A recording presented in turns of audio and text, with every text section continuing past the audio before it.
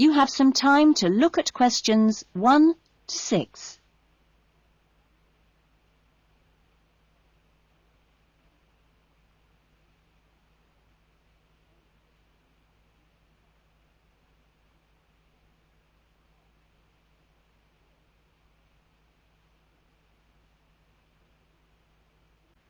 Listen carefully to the conversation and answer questions 1 to 6.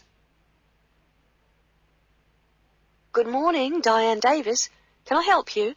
Yes, I'd like to get some insurance for the contents of my home. Fine. When did you move into the house? A couple of weeks ago. And, it's an apartment, actually. I was told by the landlord that it would be a good idea to get some insurance for the furniture and other personal possessions. Fine. Well, let's get some details. What kind of apartment is it? It's a 2-bedroom apartment. Huh? What floor is it on? Why do you need to know that? Because it affects the cost of the insurance. An apartment on the ground floor isn't as protected as others, and there's more chance of a break-in. Really? I didn't know that. It's on the second floor. Second. And how much is the rent? It's $615 per month. Good. And where is it located? In Biggins Street, South Hills. I see. And what things did you want to insure? Well, what do you recommend? Well, the most important things are those which you would normally find in a home. Things like the television, fridge, and so on. I see. Well, I've got a fridge and a stereo system, which I've just bought from a friend. And how much did you pay for the fridge? $450. 50 or 15? 50. And the stereo system cost $1,150. Have you got a television? Yes, but it's very old and not worth much. Okay. Well, is there anything else you want to insure? Yes, I've got a couple of watches and my CDs and books. How much do you think they're worth? The watches are worth $1,000? For both of them? No, each one. And altogether, the CDs and books cost me about $400. Okay. So the value of everything you want to insure is $4,000. How much will the insurance cost? Let me see. $4,000 divided by plus 10%.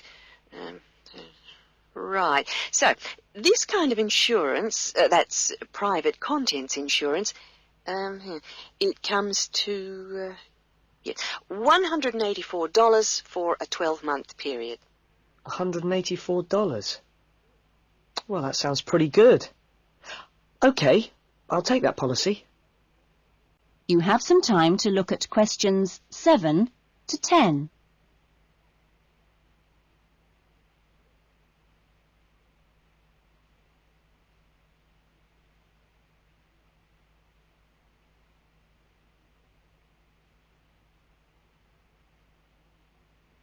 Now listen carefully and answer questions 7 to 10. Can I arrange the policy over the phone? Sure. Just let me get the details down. So, that's Mr. Gavin Murray. That's M-U-R-R-A-Y. And the address is? It's 16C, Biggins Street, South Hills. Okay. 16C, Biggins Street, South Hills? That's right. It's 2 words. South Hills. And your date of birth is? 12th of November, 1980. And your contact number? Home phone number is 9872 48 55. Right.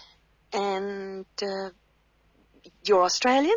No, I was born in London, although my mother is from Tasmania. Oh, really? Whereabouts? Hobart. I see. Interesting place. Now, are you working at the moment? No, I'm a full-time student at Sydney University. Right. Good. You have some time to look at questions 11 to 14.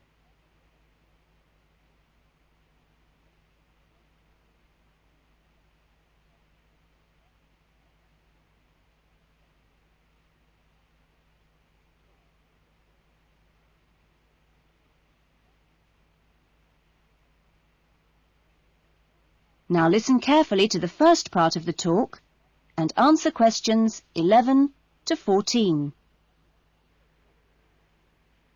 Well, good morning, everyone. It's good to see you all here. Welcome to Smith House. Smith House, as you may or may not know, is one of the oldest residential colleges of the university. As you can see, the building you're in now, which contains this main lounge, the dining room, the recreation room, the kitchen and the offices, was part of the original old house built in the 1840s to be used by the family of George Smith. That's, of course, how the house and college got their names. The original house was converted into a residential college for the university in 1940, and since then has continued to be added on to and modernised. You'll notice when you receive your room allocation in a few minutes that your room number either begins with the letter N, S or W, like this one here. The first letter refers to the three wings of the college, which come away from this main building. Of course, the letters represent the three directions, in this case, north, south and west. Each wing has 2 floors, and so the next number you see is either 1 or in this case 2, and this indicates which floor your room is on. The number after that is your individual room number. So it's quite simple to find any room by going to the right wing, then floor, and then room number. You have some time to look at questions 15 to 20.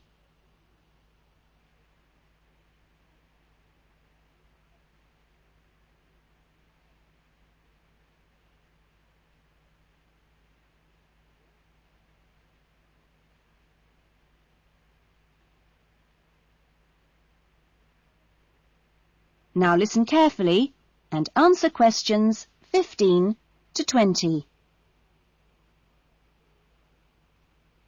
You'll also notice, when you receive your orientation pack shortly, that there are 2 keys. One is the key to your room, and only you have that key, and the other is a key to the front door, which you've just come through here from the street. This door is closed and locked at 8 p.m. every night, and opened again at 7 a.m. You'll need your key if you're coming back to the college between those times. We ask all students to always enter and leave the college through the front door. You'll notice at the end of each corridor that there is another door, but these are fire doors and are kept locked from the outside. They should only be opened from the inside in case of emergency. In your fees, you've paid a laundry fee, which covers the cleaning of bed linen and towels. All bed linen and towels are clearly embossed with the name Smith House, so it's easily identifiable. If you want your other laundry to be done by the college, this can be arranged for a small extra fee. There are only a few rules here at Smith House, and we have these rules so that we can all live comfortably together. The most important rule is that there must be no noise after 9 p.m. There is also no smoking in the rooms or anywhere inside the college, but smoking is permitted on the balconies. All meals are served in the dining room. Meal times are listed in your orientation pack. Please read these carefully, as meal times cannot be changed, and if you arrive late, I'm sorry to say, you'll just go hungry. If you're unsure about things, each floor has an elected floor senior, who is usually a student in their 3rd or 4th year of study, who's been at Smith House for a while. The floor seniors will introduce themselves later today and answer any questions you have. But for now, I'm going to hand you over to Marnie, who is going to give you the orientation packs and keys. Thanks, Marnie. You have some time to look at questions 21 to 30.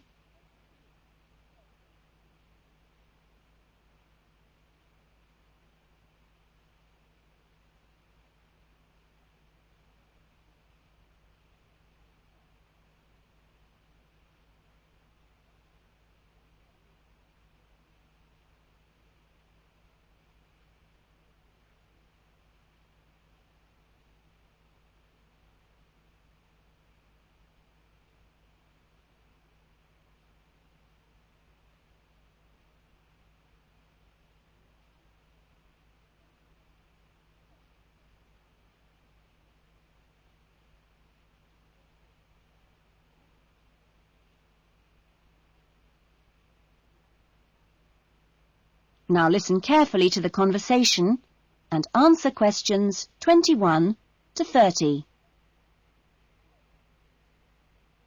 That essay we have to write, the one on how children learn through the media, how are you planning to write it?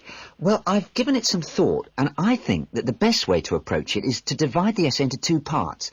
First of all, we'd have to look at some examples of each type of media. Yes, what they are. Then we could describe how we can use each medium so that children can learn something from each one. Exactly. Maybe we could draw up a table and look at examples of each medium in turn. Let's see. The different forms of media would be the print media. Here you'd have things like books and newspapers, that sort of thing. And included in these are the pictorial forms of print media, like maps. Yes, maps are really just formal pictures, aren't they? And then there are what we call the audio forms of media, where children can listen. CDs and radios are probably the best examples because a lot of children have access to these, especially radios. And this would lead into the audio-visual media, which can be seen as well as heard. Film, television, and we mustn't forget videos. Yes, but there's a final category as well. Computers that make up the so-called electronic media.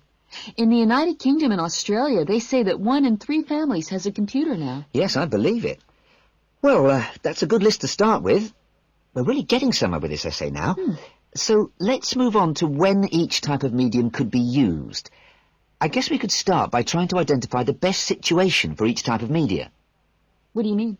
I'm talking about whether each medium should be used with different size groups. For example, we could look at pictures and ask whether they're more useful for an individual child, a few children together, or a full class. In this case, I'd say pictures are best with individual children because they give them an opportunity to let their imaginations run wild.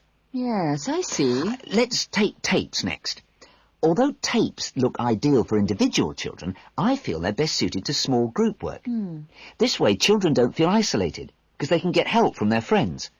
Computers are the same. I think they're better with small numbers of children, and they're hardly ever useful with a whole class.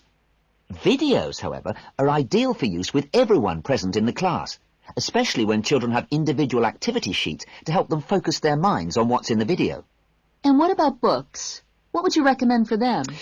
Books are ideal for children to use by themselves. I know they're used with groups in schools, but I wouldn't recommend it. Other pictorial media like maps, though, are different. I'd always plan group work around those. Give the children a chance to interact and to share ideas. I agree. Teachers often just leave maps on the wall for children to look at when they have some free time. But kids really enjoy using them for problem solving. Yes. Different people have different ideas, I suppose. Yeah, and different teachers recommend different tools for different age groups. You have some time to look at questions 31 to 40.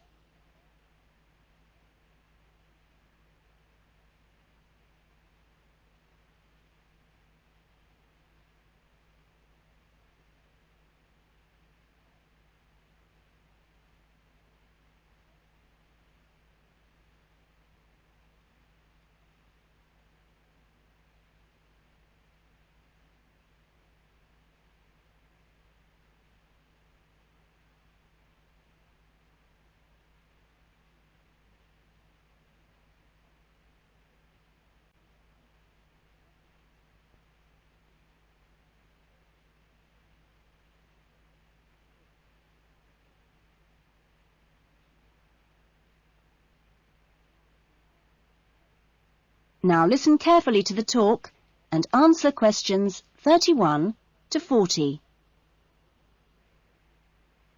I hope that this first session, which I've called an Introduction to British Agriculture, will provide a helpful background to the farm visits you'll be doing next week. I think I should start by emphasising that agriculture still accounts for a very important part of this country's economy. We are used to hearing the UK's society and economy described as being industrial or even post-industrial. But we mustn't let this blind us to the fact that agriculture and its supporting industries still account for around 20% of our gross national product. This figure is especially impressive, I think, when you bear in mind how very small a percentage of the UK workforce is employed in agriculture. This is not a recent development. You'd have to go back to 1750 or so to find a majority of the workforce in this country working in agriculture. By the middle of the next century, in 1850 that is, it had fallen sharply to 10%, and then to 3% by the middle of the 20th century. And now, just 2% of the workforce contribute 20% of GNP. How is this efficiency achieved? Well, my own view is that it owes a great deal to a history over the last 50 or 60 years of intelligent support by the state, mainly taking the form of helping farmers to plan ahead. Then the two other factors I should mention, both very important, are the high level of training amongst the agricultural workforce, and secondly, the recognition by farmers of the value of investing in technology. You have some time to look at questions to 40.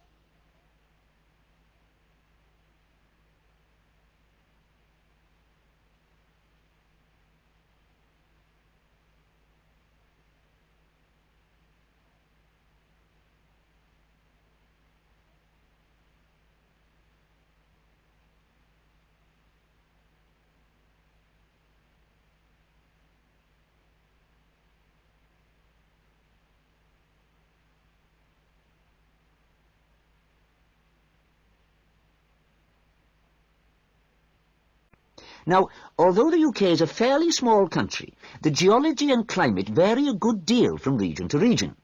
For our purposes today, we can divide the country broadly into three. I've marked them on the map here. The region you'll get to know best, of course, is the north, where we are at present. The land here is generally hilly, and the soil's thin. The climate up here, and you've already had evidence of this, is generally cool and wet. As you'll see next week, the typical farm here in the north is a small, family-run concern, producing mainly wool and timber for the market. If we contrast that with the eastern region, over here, the east is flatter and more low-lying, with fertile soils and a mixed climate. Average farm size is much bigger in the east, and farms are likely to be managed strictly on commercial lines. As for crops, well, the east is the UK's great cereal-producing region. However, increasingly significant areas are now also given over to high-quality vegetables for supply direct to the supermarkets. The third broad region is the west, where it's a different story again. The climate is warmer than in the north and much wetter than in the east. The resulting rich soils in the west provide excellent pasture, and the farms there are quite large, typically around 800 hectares. The main products are milk, cheese and meat. So, clearly, there are marked differences between regions, but this does not prevent quite a strong sense of solidarity amongst the farming community as a whole, right across the country. This solidarity comes in part from the need to present a united front in dealing with other powerful interest groups, such as government or the media. It also owes something to the close cooperation between all the agricultural training colleges, through which the great majority of farmers pass at the beginning of their careers. And a third factor making for solidarity is the national structure of the Farmers' Union, of which virtually all farmers are members.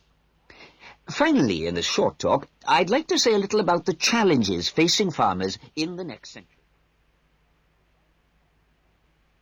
That is the end of section 4.